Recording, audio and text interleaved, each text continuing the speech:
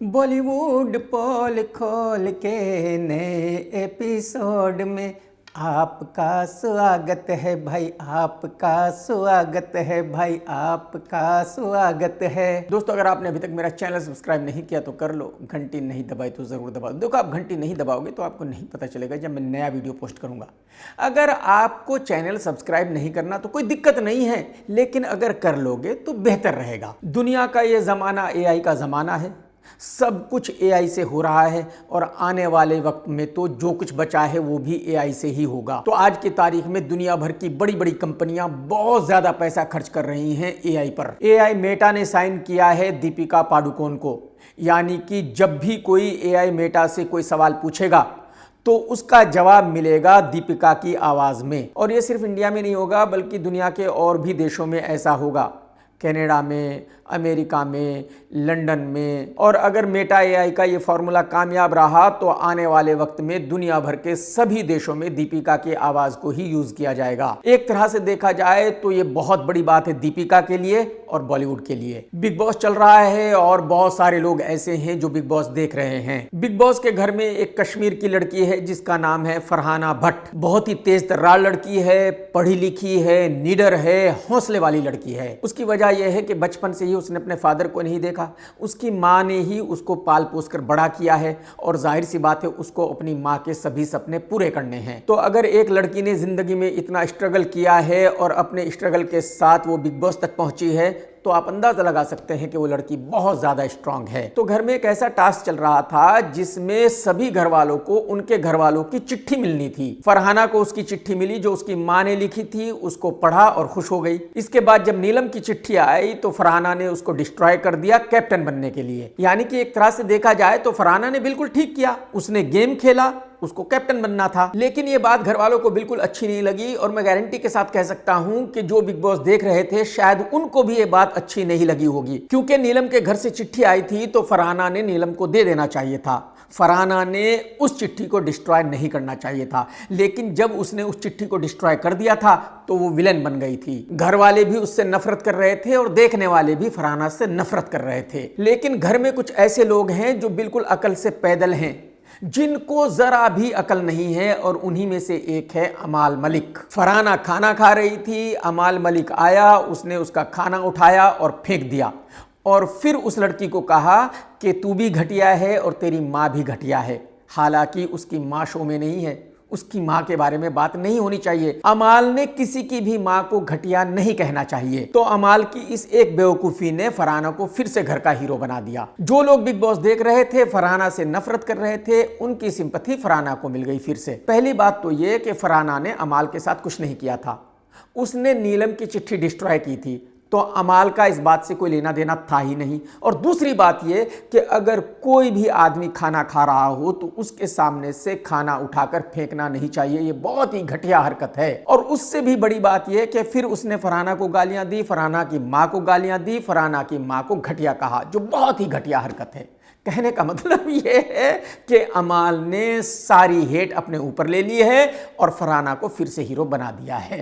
इसे कहते हैं अकल से पैदल आदमी। आर्यन खान की web series of Bollywood release हुई, लोगों को पसंद आई, लोगों ने उसको देखा और जितने लोगों ने भी उस वेब सीरीज में काम किया है वो सभी अपने आप को सुपरस्टार मान रहे हैं। उन्हीं में से एक है ढाई पसली का केकड़ा। मैं अपने एक वीडियो में आप लोगों को बता चुका हूं कि मुकेश भट्ट साहब इसको अपनी फिल्म में विलन लेना चाहते थे, लेकिन इसने 4 करोड़ रुपए मांगे थे। मुकेश भट्ट साहब ने 10 लाख रुपए ऑफर किए थे। जब ये नहीं माना तो इसको ऑफिस से भगा दिया था। तो अगर एक ढाई पसली लड़का आज की तारीख में 4 करोड़ रुपए मांग रहा है किसी फिल्म को करने के लिए, तो आप अंदाजा लगा सकते हैं कि उसके दिमाग में क्या चल रहा है, उसको क्या लग रहा है। मतलब उसको ऐसा लग रहा है कि आमिर खान उसके सामने कुछ भी नहीं है। आज की तारीख में वही सुपरस्टार है। नेटफ्लिक्स में एकता कपूर के मामा की लड़की रुचिका कपूर भी काम करती है, बहुत बड़ी पोस्ट पर है। उस लड़की ने टीवी एक्टर शहीर शेख से शादी की है। अगर आपको याद हो तो सूखी लकड़ी कृति सेनन की एक फिल्म आई थी जिसकी प्रोड्यूसर भी वही थी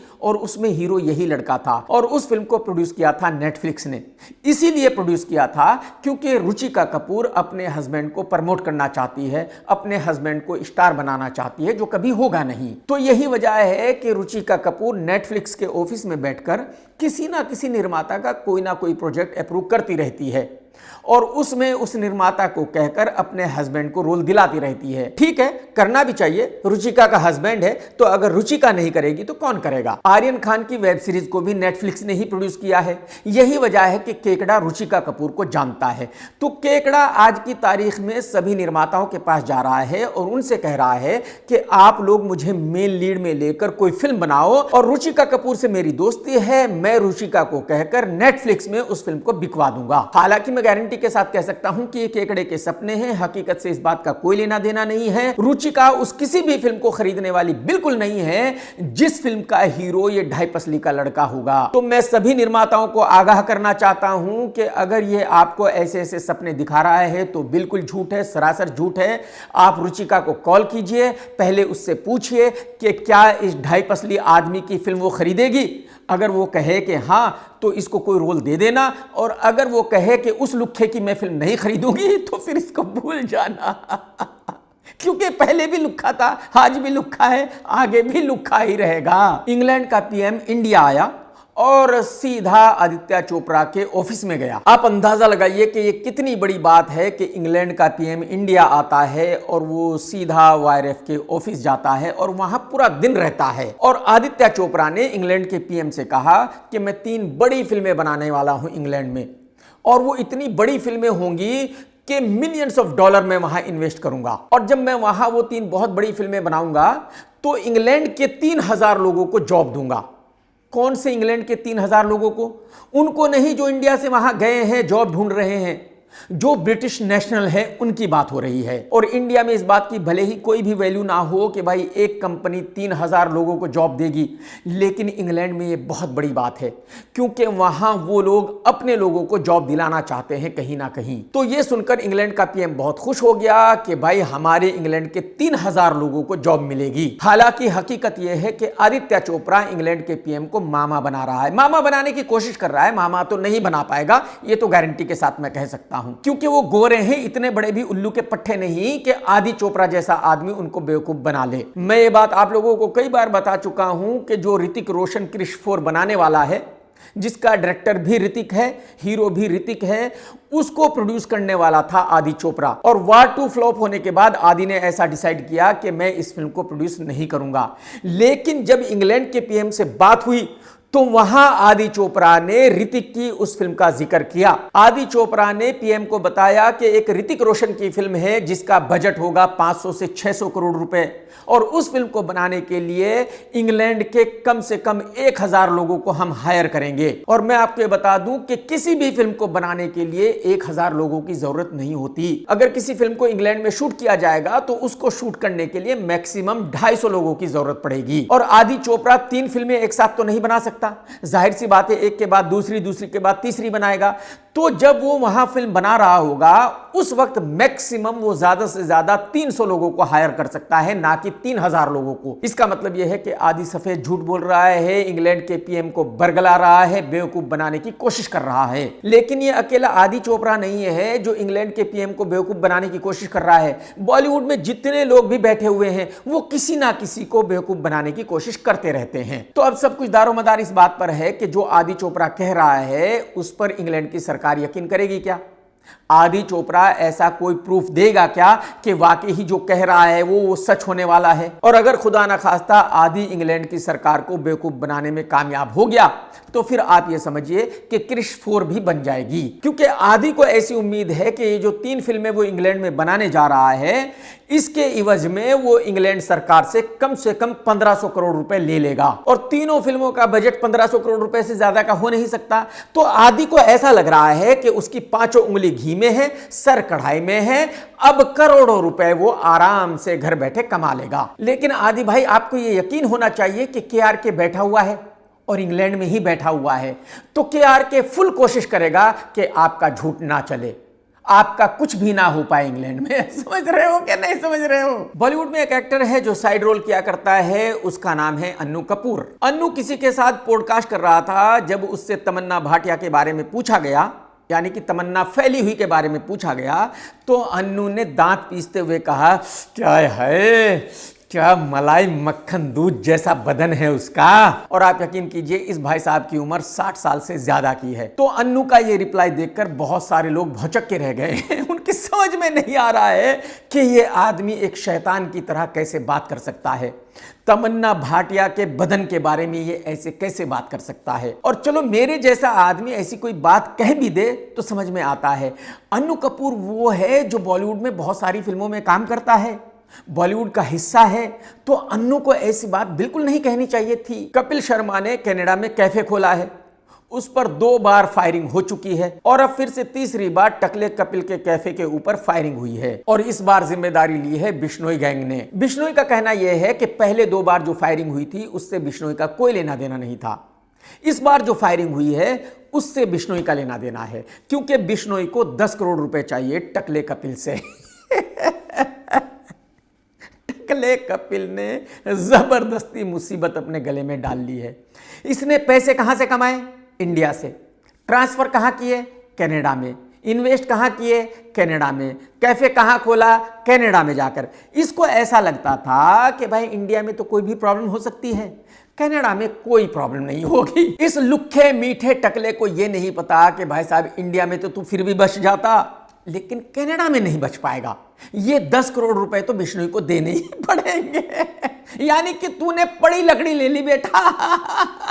हर महीने किसी ना किसी को पैसे देने पड़ेंगे। आर्यन खान की वेब सीरीज को अक्षय कुमार ने भी देखा और अक्षय कुमार ने देखा कि उसमें न्यू कमर को 3 फिल्म्स डील के लिए कैसे साइन किया जाता है, हरेश किया जाता है। तो अब अक्षय ने निर्माताओं से कहा है कि जो भी न्यू कमर्स को अपनी फिल्म में ले रहे हैं उनको चाहिए कि वो उनको 3 फिल्मों के लिए साइन ना करे। और अक्की ने न्यू कमर से भी यही कहा है कि भाई साहब अगर कोई भी निर्माता आपको 3 फिल्म डील में फंसाना चाहता है तो आप वो डील साइन ना करें। अब मेरे अक्की से 2 सवाल हैं कि भाई साहब जो निर्माता किसी लड़के को लॉन्च करेगा और अपने 30-40 करोड़ रुपए खर्च करेगा, अगर उसके वो पैसे वापसी नहीं आए तो उसका जिम्मेदार कौन होगा?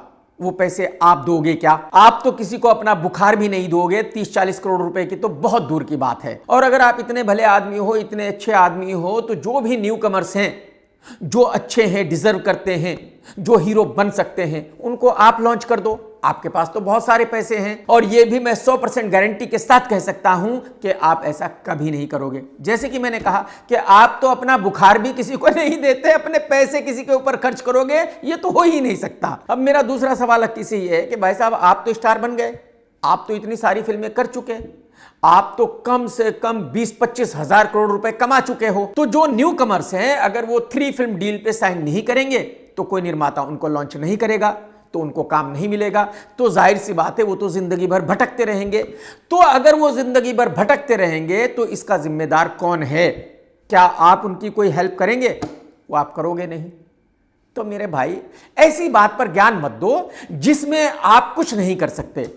ऐसी बात पर आप ज्ञान मत दो जिसको आप खुद नहीं कर सकते। जो बेचारे न्यू कमर्स हीरो बनना चाहते हैं, स्ट्रगल कर रहे हैं, उनमें टैलेंट है कि वो एक्टर बन सकते हैं, उनको बेवकूफ बनाने की कोशिश ना करो भाई साहब। कंगना दीदी ने फिर से एक कंट्रोवर्सी कर दी। कंगना ने कहा है कि मेरी जर्नी शाहरुख खान से बेटर जर्नी है। कंगना का कहना यह है कि उसकी कामयाबी ज्यादा वैल्यूएबल है एसआरके की कामयाबी से। कंगना ने कहा है कि अगर एसआरके स्टार बन गया है तो ये कोई बहुत बड़ी बात नहीं है, क्योंकि एसआरके दिल्ली से है, बहुत अच्छे से पढ़ा लिखा है और उसका फैमिली बैकग्राउंड भी बहुत स्ट्रांग था। लेकिन मैं हिमाचल के एक छोटे से गांव से मुंबई आई थी, मैंने स्ट्रगल किया और कामयाब हुई। यहां मैं कंगना से 100% इत्तेफाक रखता हूं। जो कंगना कह रही है बिल्कुल सही कह रही है। शाहरुख खान साहब की माता इंदिरा गांधी जी के साथ काम किया करती थी, उस वक्त में मजिस्ट्रेट थी। आप अंदाजा लगा सकते हो कि शाहरुख खान की फैमिली कितनी स्ट्रांग फैमिली थी। यही वजह है कि शाहरुख खान ने बहुत अच्छी एजुकेशन भी पाई है। और जब शाहरुख खान साहब मुंबई आए उस टाइम में दूरदर्शन पर सीरियल आया करते थे और एसआरके का एक सीरियल आया था फौजी, जो बहुत बड़ा हिट रहा था। उसी सीरियल का डायरेक्टर शाहरुख खान को मुंबई लेकर आया था हीरो बनाने के लिए। एसआरके ने खुद अपने एक इंटरव्यू में बताया कि जब मैं मुंबई आया तो मुझे उस सीरियल के डायरेक्टर ने अच्छा घर दिया, अच्छा ट्रीटमेंट दिया। तो अगर एक आदमी दिल्ली से है, पढ़ा लिखा है, बहुत ही स्ट्रांग फैमिली से है और उसको एक डायरेक्टर मुंबई लाता है और फिल्मों में काम देता है, तो ये कोई बहुत बड़ी बात नहीं है। इसका मतलब यह है कि शाहरुख खान को कोई स्ट्रगल नहीं करना पड़ा, सब कुछ प्लेट में सजा हुआ मिला। लेकिन कंगना हिमाचल के एक ऐसे गांव से आती है जिसमें उस वक्त बिजली पानी भी नहीं था, रोड तो बहुत दूर की बात है। कंगना की एजुकेशन भी इतनी थी कि जब वो मुंबई आई थी तो इंग्लिश का एक अल्फाज भी नहीं बोल पाती थी। कंगना जिस गांव से आई थी उस गांव में किसी को यह हक भी नहीं था कि वो एक्टर बनने का सपना भी देख सके, रियल में बनना तो बहुत दूर की बात है। इसके बावजूद कंगना उस गांव से मुंबई आई, एक्ट्रेस बनी और कामयाब एक्ट्रेस बनी। तो मैं 100% गारंटी के साथ कह सकता हूं कि कंगना की ये जर्नी बहुत ही इंस्पायरिंग है, कंगना की ये जर्नी बहुत ही कमाल है, कंगना की ये जर्नी एसआरके से बहुत ज्यादा बड़ी है। और कंगना की इस जर्नी को मैं पर्सनली फील कर सकता हूं क्योंकि मैं भी यूपी के एक ऐसे गांव से आता हूं जहां कच्ची मिट्टी के घर हुआ करते थे, तालाब से पानी पिया करते थे, ना सड़क थी, ना बिजली थी, ना पानी था और हमें इंग्लिश में अपना नाम लिखते हुए भी डर लगता था, बोलना तो बहुत दूर की बात है। तो अगर कोई इंसान एक ऐसे गांव से मुंबई आता है और कामयाब होता है तो ये वाकई ही बहुत बड़ी बात है। तो जो कंगना ने कहा वो बिल्कुल 100% सच कहा। बिग बॉस के घर में क्रिकेटर चहर की बहन भी है, मालती चहर। ये लड़की जिस दिन से बिग बॉस में गई है उस दिन से ऐसी ऐसी बातें कर रही है कि लोगों को शक होने लगा है कि ये वाकई ही लड़की है या आधी लड़की और आधा लड़का है। जिस दिन से ये लड़की घर में आई है ये कुछ ऐसी बातें कर रही है कि इसको लड़के बिल्कुल पसंद नहीं है, इसको सिर्फ और सिर्फ लड़कियां पसंद है। 2 दिन पहले ये तानिया मित्तल के साथ बैठी थी और तानिया मित्तल से ऐसी ऐसी बातें कर रही थी जैसे कोई लड़का किसी लड़की से करता है। तानिया मित्तल को ऐसे छू रही थी जैसे कोई लड़का किसी लड़की को छूता है। तो मालती की ये हरकतें देखकर सभी ये कह रहे हैं कि भाई ये लड़की तो डबल ढोल की है, ये लड़की स्ट्रेट नहीं है, ये तो लेस्बियन है। और मालती का ये रवैया मैंने भी देखा है, मालती की ये बातें मैंने भी सुनी है, तो मैं लोगों के साथ 100% इत्तेफाक रखता हूं। साला एक ही जीवन में क्या क्या देखना पड़ेगा, क्या क्या सुनना पड़ेगा, कैसे कैसे लोगों को ऊपर वाले ने इस गोले पे भेजा है। आज की तारीख में बॉलीवुड में होड़ मची हुई है, हर किसी को अपने पर्सनालिटी राइट्स प्रोटेक्ट कराने हैं। अमिताभ बच्चन साहब करा चुके, अभिषेक करा चुका, ऐश्वर्या करा चुकी, जैकी श्रॉफ भी करा चुका, ऋतिक भी करा चुका और कुमार शानू की एडवोकेट सना रईस खान ने दिल्ली हाई कोर्ट में कुमार शानू के पर्सनालिटी राइट्स भी प्रोटेक्ट करा लिए हैं। अब अक्षय कुमार भी मुंबई हाई कोर्ट में गया है अपने पर्सनालिटी राइट्स प्रोटेक्ट कराने के लिए। कहने का मतलब यह है कि आने वाले वक्त में शायद बॉलीवुड में ऐसा कोई भी नहीं बचेगा जो अपने पर्सनालिटी राइट्स प्रोटेक्ट नहीं कराएगा। निर्माता प्रेरणा अरोरा की एक फिल्म जल्दी ही रिलीज होने वाली है जिसका नाम है जटाधारा, जिसमें तेलुगु फिल्मों का स्टार सुधीर बाबू काम कर रहा है। इसमें हीरोइन है सोनाक्षी सिन्हा। इस फिल्म का टीजर रिलीज हो चुका है जो अच्छा है, 2 गाने रिलीज हो चुके हैं जो अच्छे हैं और आज इस फिल्म का ट्रेलर रिलीज किया गया है। इस ट्रेलर को रिलीज किया है तेलुगु फिल्मों के सुपरस्टार महेश बाबू ने। आज के वक्त में पब्लिक हॉरर फिल्में देख रही है तो उम्मीद करता हूं कि इस फिल्म को भी पब्लिक देखेगी, ये फिल्म भी हिट होगी। दिवाली पर 2 फिल्में रिलीज हो रही है। एक फिल्म का नाम है थामा, जिसमें हीरो है डबल ढोल की आयुष्मान खुराना और हीरोइन है मूंछों वाली रश्मिका मंदाना जिसका वजन है 18 किलो। दूसरी फिल्म है एक बुढ़े की दीवानियत। एक हीरो है हर्षवर्धन राणे जो 42 साल का है लेकिन उसको ऐसा लगता है कि वो 22 साल का है, तो वो इस फिल्म में एक 22 साल के लड़के की भूमिका निभा रहा है और उसको ये भी उम्मीद है कि पब्लिक अपना घर बार मकान दुकान बेचकर उसकी फिल्म को देखने आएगी। बताओ, अब जबकि 2 फिल्में रिलीज हो रही हैं तो जाहिर सी बात है दोनों ही निर्माताओं का ऐसा मानना है कि भाई उनकी फिल्म हिट होने वाली है और दूसरी फिल्म फ्लॉप होने वाली है। हर निर्माता ऐसा ही सोचता है। थामा का निर्माता कौन है? थामा का निर्माता है गोलगप्पा दिनेश विजन जो झूठे कलेक्शंस दिया करता है। 1 करोड़ बिजनेस करेगी तो 10 करोड़ बताएगा, 50 करोड़ बिजनेस होगा तो 500 करोड़ डिक्लेयर करेगा। हिंदी बेल्ट में सिंगल स्क्रीन थिएटर्स भी बहुत हैं और 2 स्क्रीन थिएटर्स भी बहुत हैं और गोलगप्पे दिनेश ने सिंगल स्क्रीन थिएटर और 2 स्क्रीन थिएटर्स वालों से कहा है कि आप सिर्फ मेरी फिल्म चलाएंगे, अगर चलानी है तो। अगर आपको बुड्ढे की दीवानियत फिल्म को भी शो देना है तो फिर मैं अपनी फिल्म आपको नहीं दूंगा, यानी कि थामा आपको चलाने के लिए नहीं मिलेगी। और मेरे ख्याल में फर्स्ट टाइम दिनेश मोटा बिल्कुल सही कर रहा है। देखिए, दिनेश मोटे का रिकॉर्ड है कि उसकी जो भी हॉरर फिल्म आती है उसको लोग देखने चले जाते हैं। क्यों जाते हैं मुझे नहीं पता। हालांकि सभी हॉरर फिल्मों की एक ही कहानी होती है, सभी हॉरर फिल्में एक ही जैसी होती हैं, लेकिन फिर भी लोग उसकी फिल्म देखने जाते हैं। तो अगर थामा आ रही है तो मुझे लगता है लोग इस फिल्म को देखने जाएंगे, भले ही इस फिल्म का हीरो डबल ढोल की आयुष्मान खुराना ही क्यों ना हो। तो मेरे हिसाब से थामा के सामने बुड्ढे की दीवानियत कहीं टिकती ही नहीं है। भाई, बुड्ढे की दीवानियत को कितनी ओपनिंग मिल जाएगी? ज्यादा से ज्यादा 1 करोड़ रुपए की ओपनिंग मिलेगी, इससे ज्यादा तो मिल नहीं सकती। तो ऐसी फिल्म को थामा से कैसे कंपेयर किया जा सकता है? ऐसी फिल्म के साथ थामा के शोज कैसे शेयर किए जा सकते हैं? सीनियर कल्लू भाई अजय की एक फिल्म आने वाली है जिसका नाम है दे दे प्यार दे 2।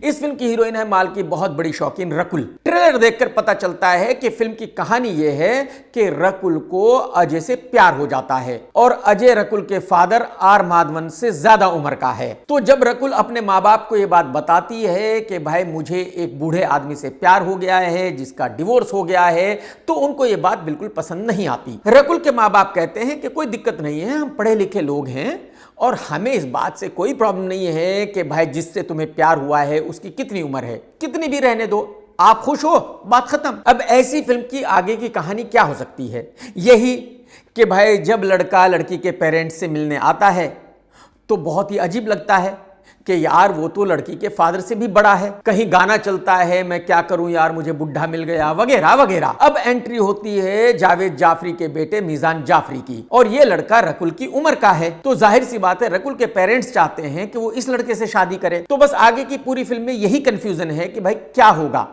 रकुल अजय से प्यार करेगी या मीजान से करेगी, रकुल अजय से शादी करेगी या मीजान से करेगी, वो हो पाएगा जो रकुल के पेरेंट्स चाहते हैं या नहीं हो पाएगा। और जहां तक मेरी समझ है शायद क्लाइमैक्स में यह होगा कि रकुल मीजान के साथ चली जाएगी। तो मुझे ट्रेलर देखकर ऐसा नहीं लगा कि भाई मुझको यह फिल्म देखनी चाहिए, और देखूं भी तो किसके लिए देखूं? अजय के लिए देखूं? वो बेचारा इतना बूढ़ा हो चुका है, 40 साल से एक ही एक्टिंग करता आ रहा है, एक ही एक्सप्रेशन देता आ रहा है, एक तरफ उसकी गर्दन झुकी रहती है। रकुल के लिए देखूं? क्यों देखूं? उस लड़की की ऑलरेडी शादी हो चुकी है। आर माधवन के लिए देखूं? क्यों देखूं भाई साहब, मुझे बताइए तो सही। आर माधवन के साथ भी बहुत बूढ़ी लड़की है, ये बेचारी शायद टीवी सीरियल्स में काम किया करती थी। मीजान जाफरी, उस बेचारे को एक्टिंग आती नहीं है, वो रणबीर कपूर की नकल करने की कोशिश करता है। तो कहने का मतलब यह है कि इस फिल्म में ऐसा कोई भी एक्टर नहीं है जिसकी वजह से मैं इस फिल्म को देखने जाऊं, और ना ही इस फिल्म की कहानी मुझे इतनी कमाल की लग रही है कि भाई उसकी वजह से मैं इस फिल्म को देखने जाऊं। मैं ऐसा भी बिल्कुल नहीं कह रहा हूं कि इस फिल्म का 15-20 करोड़ का ही बिजनेस होगा और यह फिल्म उतनी बड़ी फ्लॉप होगी जितनी अजय की लास्ट फिल्म थी, लेकिन इस फिल्म की लैंडिंग कॉस्ट है तकरीबन 150 CR। तो मैं गारंटी के साथ कह सकता हूं कि यह फिल्म 100 करोड़ रुपए का धंधा नहीं कर सकती, वो पैसे रिकवर नहीं कर सकती। तो मैं आज ही गारंटी के साथ कह सकता हूं कि इस फिल्म का फ्लॉप होना तय है, गारंटी है। डबल ढोल की रणवीर सिंह की एक फिल्म आ रही है जिसका नाम है धुरंधर। ये दिसंबर में रिलीज होने वाली है। इस फिल्म का बजट है 350 करोड़ रुपए। कितने भाई साहब? 350 CR। क्योंकि इस फिल्म का जो डायरेक्टर है उसने इस फिल्म को बहुत बड़े स्केल पर बनाया है। उसका ऐसा मानना है कि यह फिल्म कम से कम 500 करोड़ रुपए का बिजनेस करेगी। रणवीर सिंह को भी ऐसा लगता है कि उसकी यह फिल्म हिट होने वाली है, जबकि उसकी पिछली 6-7 फिल्में सुपर डुपर डिसास्टर हैं। इस फिल्म का एक टीजर आया था जिसको मैंने देखा था, बहुत ही वाहियात था। फिर इस फिल्म का दूसरा टीजर आया था जिसको मैंने देखा था, बहुत ही घटिया था। और अब इस फिल्म का टाइटल ट्रैक सॉन्ग रिलीज किया गया है। गाना चालू होता है जो पंजाबी में है, फिल्म हिंदी में है, गाना पंजाबी में है।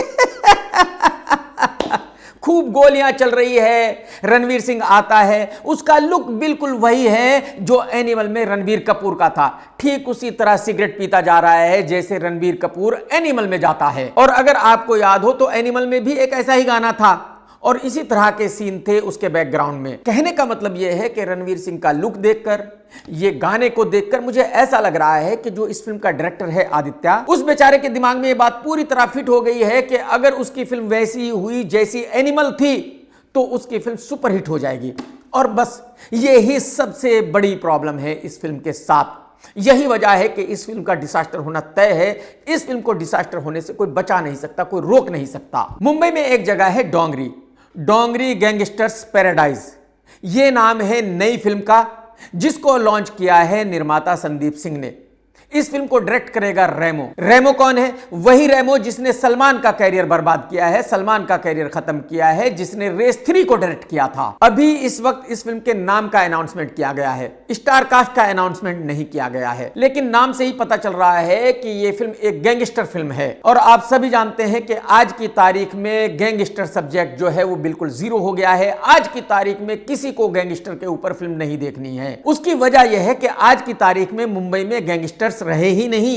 ये अब से 20-25 साल पहले हुआ करता था, जब कभी छोटा राजन हुआ करता था, अबू सालिम हुआ करता था, दाऊद इब्राहिम हुआ करता था। उस वक्त मुंबई में बहुत सारे गैंगस्टर्स थे, भाईगिरी चला करती थी, फिरौती लिया करते थे, लेकिन अब कोई किसी को 1 रुपया नहीं देने वाला। कौन देगा आज के जमाने में भाई साहब? तो मेरे हिसाब से आज की तारीख में ये नाम बहुत ही कमाल का नाम नहीं है। ये तो आप देख ही रहे हैं कि पिछले 15-20 दिन से अभिनव कश्यप सलमान को भर भर कर गालियां दे रहा है। हर दूसरे दिन अभिनव एक इंटरव्यू देता है और उसमें सलमान खान उसकी फैमिली को गालियां देता है। कुछ दिनों पहले सलमान ने अभिनव का नाम लिए बिना उसको रिप्लाई दिया था। उससे कहा था कि भाई साहब तूने मुझे बहुत गालियां दे ली है, क्या कोई काम मिला है क्या? इस तरह से कोई काम मिलने वाला है क्या? उसके रिप्लाई में अभिनव ने कहा है कि तुझे इस बात की फिक्र करने की जरूरत नहीं है कि मेरे पास काम है या नहीं है, मुझे कुछ काम मिला है या नहीं मिला है। मुझे तो तू मेरे वो पैसे वापसी कर जो तूने दबंग से कमाए हैं, दबंग 2 से कमाए हैं, दबंग 3 से कमाए हैं, क्योंकि वो मेरा ब्रांड है, तेरा ब्रांड नहीं है। सलमान ने रिप्लाई में यह भी कहा था कि भाई साहब तू मुझे घुटनों पर क्या लेकर आएगा, मैं तो रोज ही घुटनों पर आता हूं ऊपर वाले के सामने। यानी कि यह सलमान का ड्रामा था। सलमान ऐसा बताना चाह रहा है कि देखो कितना अच्छा आदमी हो गया है। सलमान ने यह बयान देकर दुनिया को बताने की कोशिश की है कि वो तो धर्मात्मा बन गया है। अगर उसको कोई गालियां भी देता है तो वो चुप रहता है। अगर कोई उसको ये कहता है मैं तुझे घुटनों पर लेकर आऊंगा तो भी उसे कोई प्रॉब्लम नहीं है। ये मैं आपको पिछले वीडियो में बता ही चुका हूं कि ये ड्रामा सलमान क्यों करता है, क्योंकि सलमान के पास ऐसी कोई पावर ही नहीं है कि वो अभिनव को चुप करा सके, वो अभिनव के खिलाफ केस कर सके, वो अभिनव को किसी केस में फंसा सके। तो जाहिर सी बात है धर्मात्मा बनने के अलावा कोई चारा नहीं है। एनीवे, अभिनव ने सलमान को रिप्लाई किया है कि भाई तू घुटनों पर डेली आता है, मुझे घंटा फर्क नहीं पड़ता, मुझे तो यह देखना है कि तू घुटनों पर बैठा हुआ है और कान पकड़कर माफी मांग रहा है, कान पकड़कर यह कह रहा है कि अभिनव मुझे माफ कर दे, मुझसे गलती हो गई, जितने तेरे पैसे बनते हैं उतने पैसे ले ले, जब तक तू मुझे मेरे पैसे नहीं देगा तब तक मैं तुझे छोड़ूंगा नहीं, तब तक मैं तेरी लंका लगाता रहूंगा। तो कहने का मतलब यह है कि सल्लू कितना भी दिखाने की कोशिश करे कि वो तो धर्मात्मा बन गया है, वो तो बहुत अच्छा इंसान बन गया है, अभिनव इसका पीछा छोड़ने वाला नहीं है। अभिनव ने यह ऐलान कर दिया है कि भाई मैं तुझे गालियां देता ही रहूंगा, मैं तेरी फैमिली को गालियां देता ही रहूंगा, जब तक तू कान पकड़कर माफी नहीं मांगेगा, जब तक तू मेरे पैसे मुझे वापसी नहीं करेगा। यानी काफी दिनों तक सल्लू को गालियां सुननी पड़ेगी। भाई आपके काम ही ऐसे थे, जिंदगी भर आपने काम ही ऐसे किए कि बुढ़ापे में गालियां खानी थी, अब खा, क्या कर सकते हो भाई। दोस्तों अगर आज का वीडियो आपने देखा है तो लाइक करना बिल्कुल मत भूलना, कमेंट्स करके जरूर बताना कि आज का वीडियो आपको कैसा लगा। टेक केयर दोस्तों, tata bye bye, love you, Jai Hind, सत्यमेव जयते।